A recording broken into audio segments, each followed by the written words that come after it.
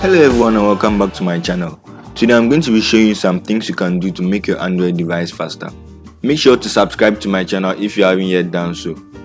So the first thing to do is open your settings and turn on developer options if it's not already turned on. If you don't know how to turn it on, you go to about device in your settings and click on software information and then click on build number 7 times. If you have a lock on your phone, you'll be asked to type it in. If you switch between windows, you usually see an animation which takes about 1 second to complete. It makes your phone slower and consumes a lot of battery power since it has to be applied every time you switch between tabs or windows.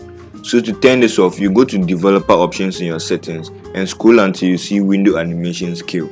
If you click on it, you have the option to turn it off completely or to reduce the amount of time it takes to complete the animation. So you notice that when you turn it off, your phone becomes a little bit faster but you lose the fancy animations.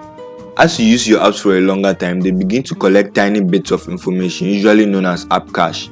They are meant to help you use the app in a faster way, but it's advisable to clean it up on a regular basis. So if you head over to settings and go to apps, you see a list of your apps and the amount of storage they've used so far. If you see that an app has used so much storage and you want to clear it up, you simply click on the app and click on storage.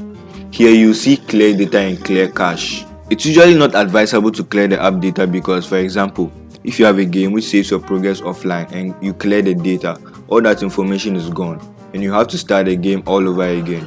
You can also change where the app data is stored by clicking on the change button, only if you have an SD card installed on your phone.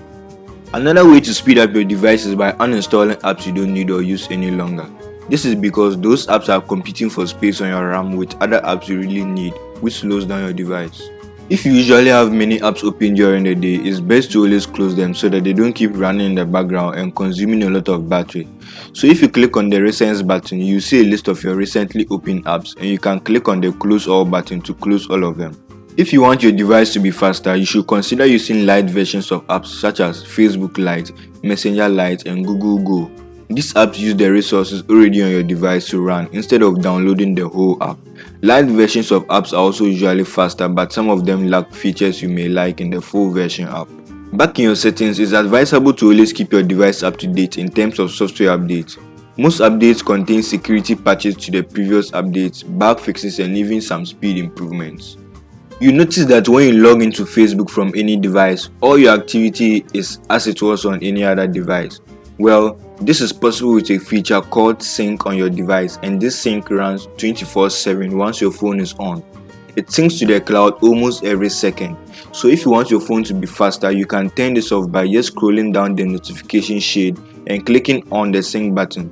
If you want your social media to be synced once again, you can go back and toggle it on. If you are complaining of a slow phone, you probably have widgets on your home screen. The apps connected to these widgets have to run all the time in order for you to see the updates from that app in the widget.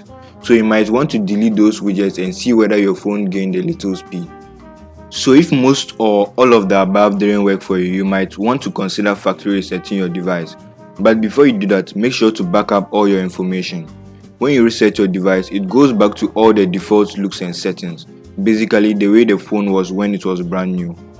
If you enjoyed this video, do give it a thumbs up and don't forget to subscribe to my channel if you haven't yet. You can also watch some of my other videos in the end screen. Thank you for watching and I'll see you in the next video.